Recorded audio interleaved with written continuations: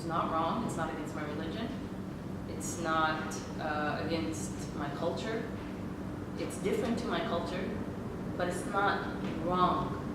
And so that was always my driving factor. It was like, okay, I know what I'm doing is right, and so nothing is gonna stop me from trying to progress in this as much as I possibly can, and to expose it as much as I possibly can.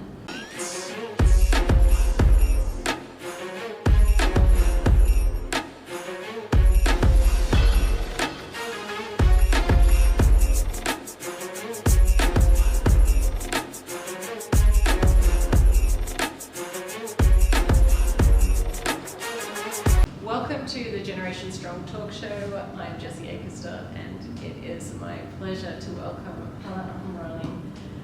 Halah is the founder of the first women's combat gym in Saudi Arabia called Flag Boxing. This is short for Fight Like a Girl. Oh my god, I totally mangled that. Halah is the founder of the first women's combat gym in Saudi Arabia, Flag Boxing. This is short for Fight Like a Girl. Yes. Thank you for having me. I'm so thrilled to have you. I'm very excited. So, I'd love you to tell me sort of your story, like how you started in martial arts in Saudi Arabia. I started training in martial arts at a very young age. I was 12 years old, and I was fortunate enough to be in a school that took extracurricular and sports very seriously, which is not the case in Saudi Arabia. It wasn't the case in Saudi Arabia. Growing up, actually, it was the norm for schools not to have any type of sport in their school. Government schools, private schools, very few private schools took sports seriously. But thankfully, I was exposed to sports at a young age. My family took sports seriously, and obviously, I went into so many different things. I was in gymnastics, dance, like all kinds of dance. I was obsessed with dancing, and then got exposed to martial arts in school in the form of karate. And from there, I think I just found myself through martial arts. I'm extremely ADD, and I suffered quite a bit in school with my ADD because nobody understood what it was. And so I was always labeled as the naughty kid, or you're not taking your work seriously. I wasn't able to sit down and read for more than 15 minutes. It's still the case in my life, actually. But through sports, I kind of found my salvation. I found something that I would be able to excel in. And martial arts just so happened to, I got introduced to it at that age, and then from there I just continued in my life. I went into so many different styles of martial arts. I went into Taekwondo. This was outside of school. There were some expats in the country that were giving it. Taekwondo, Hapkido. I got my black belt in Japanese Jiu-Jitsu. And then when I went to the US to study in San Diego, California, I got introduced to Muay Thai. And that was the first time. I was craving to learn how to throw a proper punch, because with all the other styles of martial arts, it was mostly based on kicks or throws, and there was no, punching involved. And so I went into Muay Thai. And from there, over 10 years, my practice kind of shifted from Muay Thai into kickboxing, and then I met a Russian boxer in San Diego and kind of realized that I love boxing more than the other styles. But I mean, my style is all over the place right now because I've been exposed to so many different ones that I don't mind shifting into, and that's how I got exposed to martial arts. Yeah. Just pure luck, and also thankfully being able to be in an environment that allowed me to be exposed to it, because that really isn't the case in Saudi Arabia, or was not the case. Now things are changing, but it wasn't the case before. I was thankful, but I'm very thankful for that. I think even in the rest of the world, there are many women who will have a similar story, that it happens to be luck that their parents school had something. Yeah. Because it's, even in other schools where there's maybe physical education, it's not necessary that you're going to have amazing coaches. Yeah. People that will really inspire you. That's another thing, that the amazing coaches part, like I wouldn't say the coach that I had in school was amazing. Obviously I didn't know any better because I hadn't been exposed to the sport, so I didn't know the difference in the different coaching styles. But at least it was an introduction. And that was, I mean, if it wasn't for that, I don't know what would have happened. You know, I don't know if martial arts would have been introduced into my life. I don't know. Yeah. How important was the support of your family? My mother has been the driving force, and I didn't know this, and it's horrible that you take them for granted, right? I didn't realize it until recently when I was developing, I'm doing a TED Talk next week, and I started realizing when I was developing the content for it was how much my mother was such a driving force for all the sports in my life. You know, she stuck us in gymnastics, which has stayed with me till today. I mean, and the dance and horseback riding, and my father as well later on was able to provide us with horseback riding. And you know, if I hadn't had that as a kid, I don't think I would have been very happy because of my attention deficit disorder, and I didn't have an outlet to help me excel at something, you know, because I was always so poor at the academic stuff. So my mother was a huge driving factor in my life. So Thank God. it's interesting that you mentioned that you have ADD. My sister actually was diagnosed quite recently, but she didn't find out till she was 30. Yeah. She just thought that there was something wrong with her. Well, I didn't find out until I was in college. And she didn't, only started in the last 2 years getting quite serious about training. And she says now, she wishes that could be something she'd be able to channel her energy when she was younger. Because she sees the value in it now. Oh my gosh. So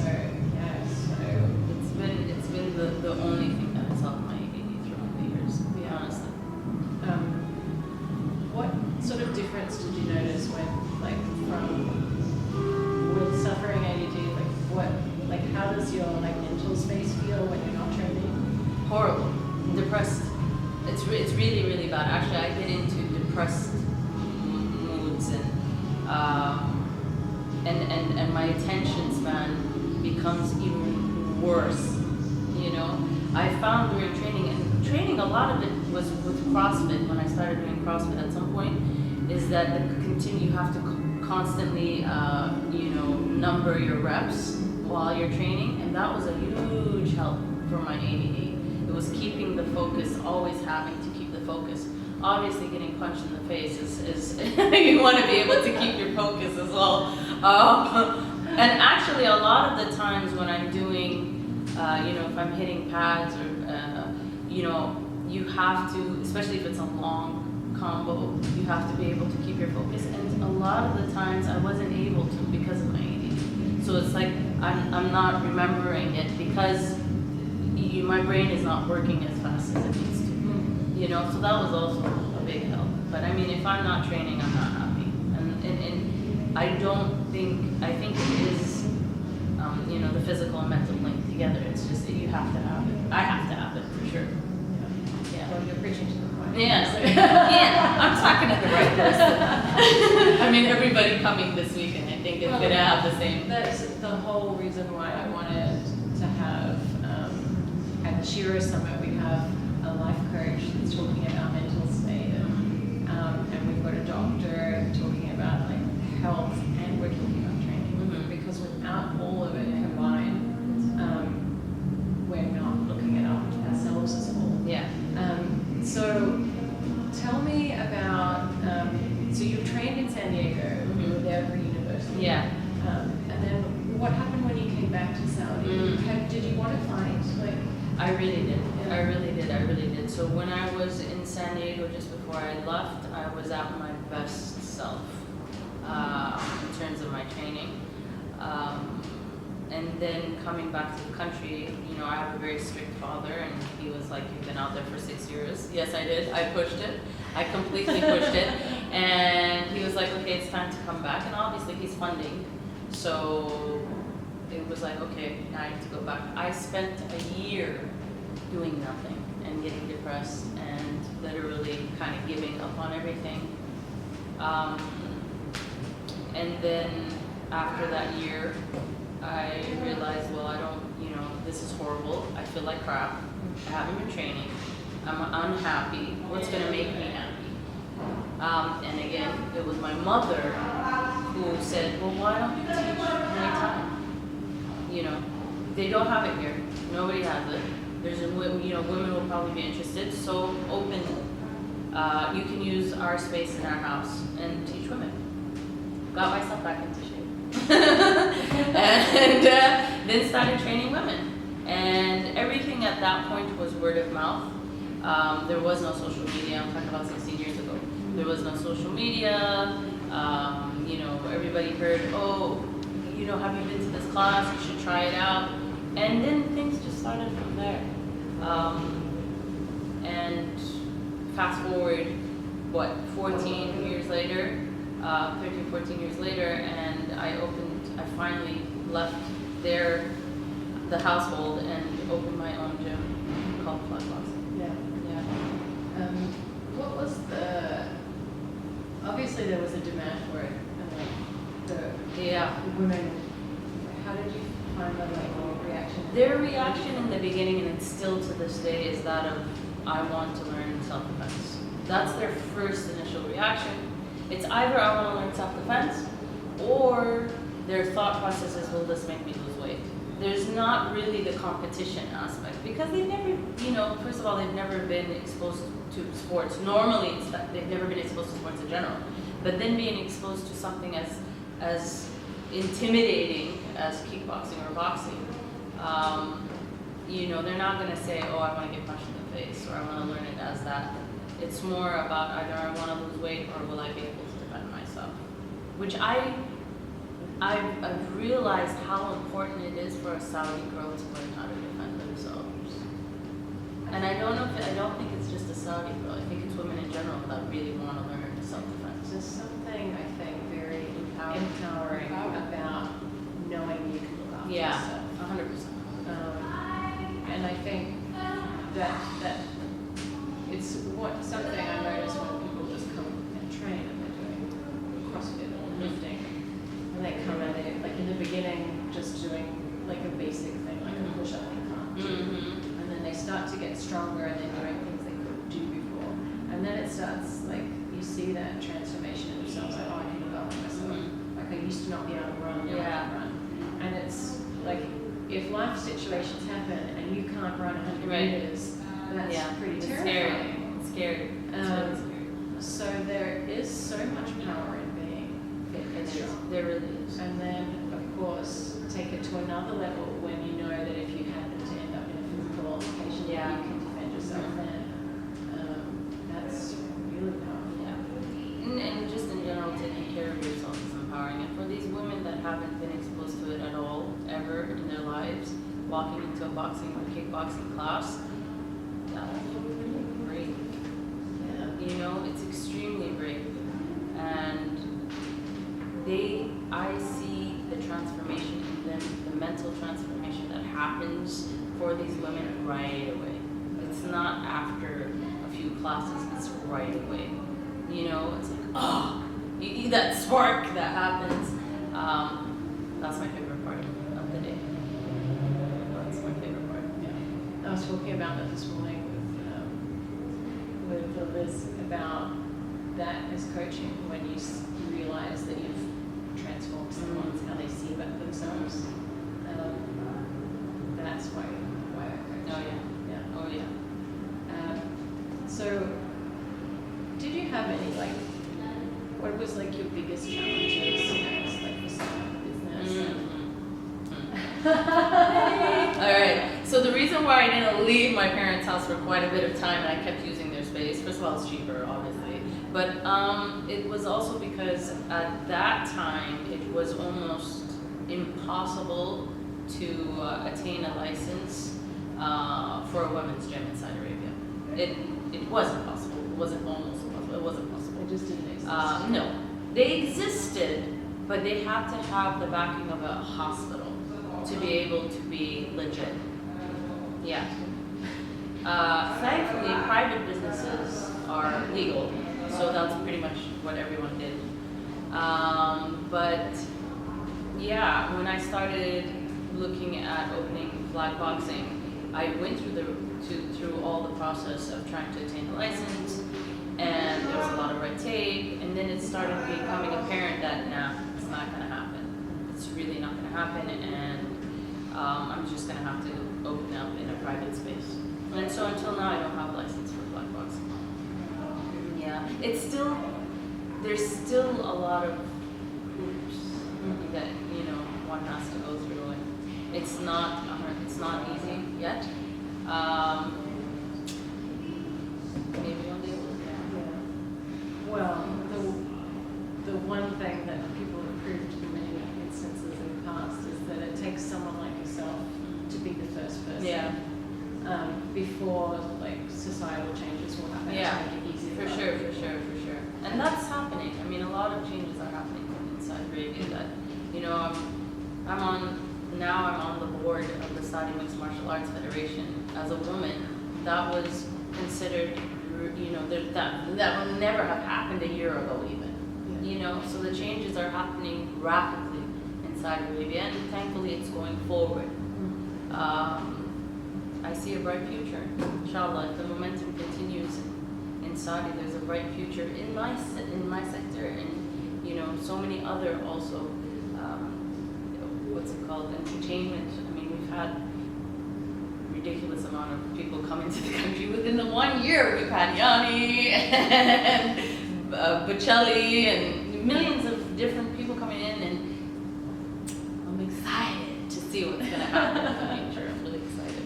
I love it. So you mentioned your mom. Yes. Yeah. So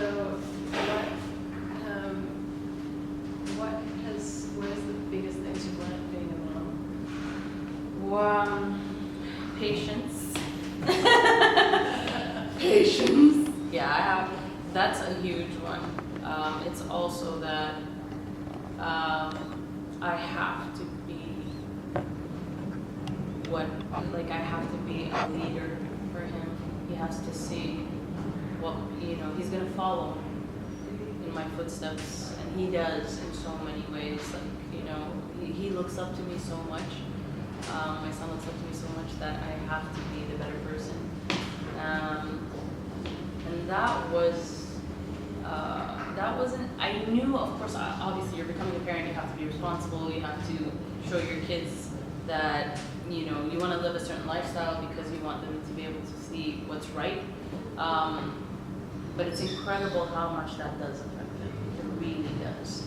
And so, the way I live my life, it's dictated, not necessarily because I know it's right, but also because I know he's watching, which is great because it keeps me on the straight and narrow, So that's I think the most important part. Yeah, I love that. So at what point did you realize that what you were doing was inspiring other people? That's a really good question, because when I started teaching, it was for the love of the sport and the fact that I had a responsibility towards the sport itself to be able to expose it in the country. And so I continued, I had to make sure that I was doing it the right way. I realized the effect that the teachings had on the girls, but when I finally got on social media, because it took a very long time for me, and I was very adamant not to, and I don't know why. My sister was like, you have to, if you ever want, people to hear about it, and you're gonna open your business now, you need to be on social media. And that's when flag boxing started, the name flag boxing. It was actually me looking for a name for my social media account, funnily enough. And right away, I started realizing that people thought what I was doing was amazing. And I, until now, don't look at my process or what I've done and think of it as anything special. I just think I followed something that I love so much. I really, really love it, and I'm very passionate about it, and I followed my passions, and I allowed my passions to dictate what I do. So me exposing people to the sport, I never thought of it as something really crazy, but I started to realize that it is out of the norm in Saudi. It really is, and so that scared me. In the beginning, I was like, oh, this is a huge responsibility, and I have to really make sure it's done correctly. But I also have to make sure that I stay true to who I am, and I'm not just trying to have the country dictate who they think I should be. And so finding that happy medium was, in the beginning, quite difficult, because I do have, my American side, and my mother's American, so I have that side to me. And my father is very Saudi, and I'm in a country that is extremely conservative. So to stay true to myself and yet be able to follow, I never wanted people to be like, oh, she's a foreigner, and that's why it's okay for her to do that. I wanted them to understand, I am Saudi, and it's still okay for you to do that, and that responsibility is obviously still with me till today. I mean, I have to make sure that they don't look at me like I'm a foreigner, and that they see me as a true Saudi woman that is able to accomplish something that might not have been normal before, but we're now trying to make it more normal. Like as I've said before, it takes that person to be the first person to start to make it okay for everyone else. The idea that someone has to be the first person to start, and that's what I find so inspiring about you, is that you were willing to take that risk. And but again, I think it's because I live in a bubble in my mind that what I'm doing is correct. What I'm doing is not wrong. It's not against my religion. It's not against my culture. It's different to my culture, but it's not wrong. And so that was always my driving factor. It was like, okay, I know what I'm doing is right, and so nothing is gonna stop me from trying to progress in this as much as I possibly can, and to expose it as much as I possibly can. Because I started to see that there was a necessity for it. There was, an importance in it. And because of the effect that it had on the women in Saudi Arabia, that became my inspiration. Because I know there's going to be a question of what is it that inspires you, or who inspires you? Has there been someone that inspired you? And I can say, in my heart of hearts, and sometimes I actually cry when I think about this, normally I tear up, but the women of Saudi Arabia, and the fact that they're putting themselves in situations that are freaky, they're scary. They've not been exposed to sports in their lives. They walk into a kickboxing class. It's not normal.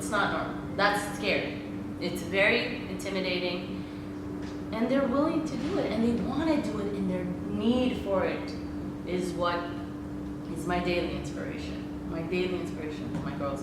And actually, this weekend, one of our girls went to Jordan for her first international kickboxing competition, and it's the first one under the Saudi Mixed Martial Arts Federation. So I was able to get this girl, create a platform for her to go into competition, and hopefully many, inshallah, to come.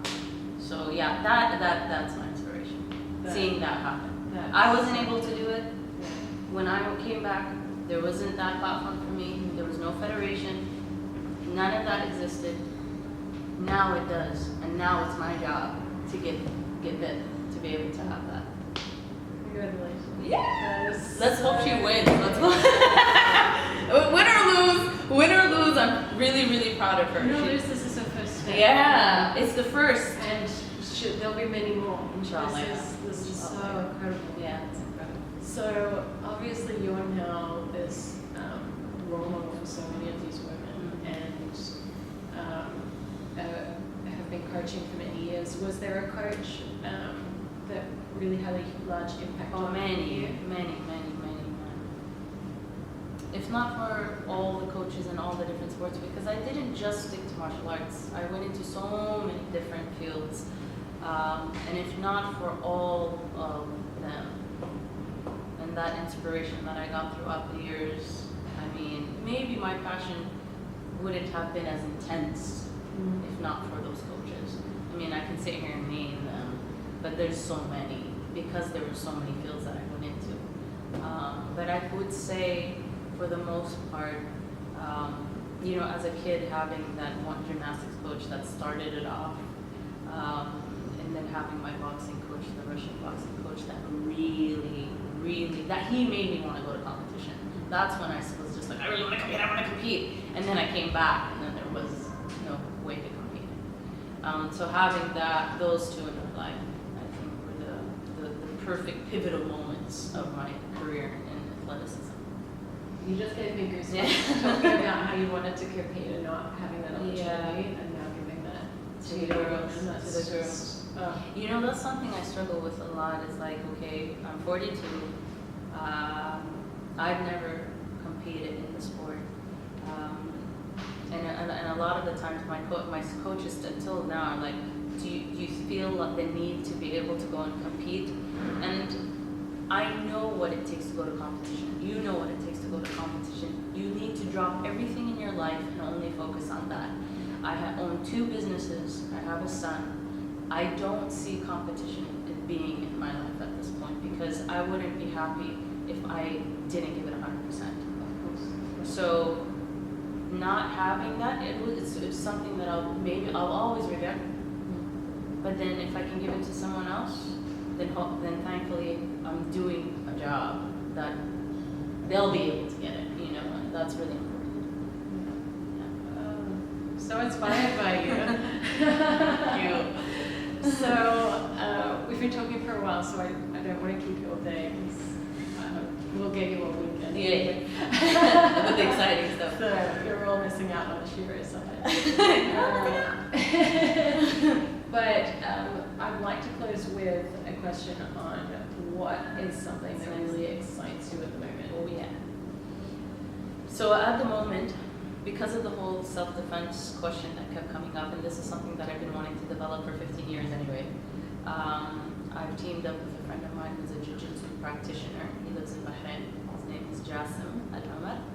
And we are developing the first self-defense program for ladies in Saudi Arabia. We're in the process of doing that. It's going to take us about a year to develop because we want to do it right.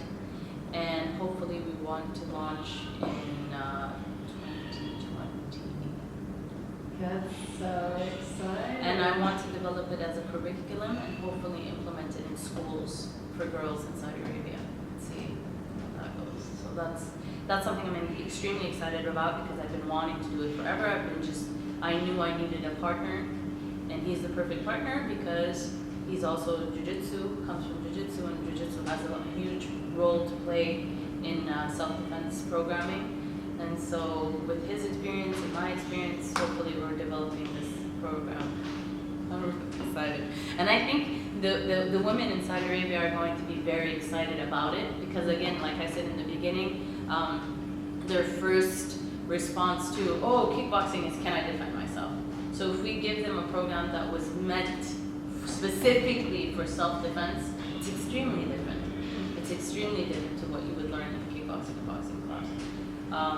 So yeah, that's what I have. That's one of the many things I have to work on in the next coming year. Does it have a name? No. And even if it did, I wouldn't tell you. It doesn't have a name, but hopefully, inshallah, we're doing test subjects in November, just kind of seeing how it goes, and then from there, we really want to launch early January 2020. Like, how long do you expect a program would be? So now the curriculum, the way we want to do it is that we want to be able to give the seminar, but from the seminars provide classes. So because you cannot learn true self-defense in one seminar, anything you can't learn in 3-month you've seminar. used thousands of hours of Thousands. And so we want to be able to offer it as classes as well. And again, that's why it would work really well if we made it a curriculum in schools, because that means at least for one semester, then they have it continuous and they're learning, they're real. Yes. That is How great would a mother or a parent feel that my child is learning how to defend herself and it's part of a curriculum in school to learn how to defend herself? How amazing is that? And how much more amazing is that if they've grown up with it, Yeah, when it becomes they're the next second nature. generation, that's so natural to them. Yes. To them. And to how impose their empowering children. is it Yes. from a young age for a Saudi woman, you know, a girl, Saudi girl, to get this. It needs to happen. And And I'm so glad that you're taking that lead. Yeah, I really hope that this is my biggest thing now. Yeah, other than the competition and keeping the girls in competition. I mean, obviously that's always on the table. That's self-defense. Thank you so Thank much you. for your time. Thank you so much. Thanks for having me. I can't tell you how excited I am that you were able to come. I'm excited. I'm very excited. I really can't wait till tomorrow. So, Thank you. thank you for joining the Generation Strong talk show. If you've enjoyed, let's get this back. If you enjoyed this, please subscribe, share, comment, and stay strong, stay hangry. Ben's in the background. She's gonna mangle it again.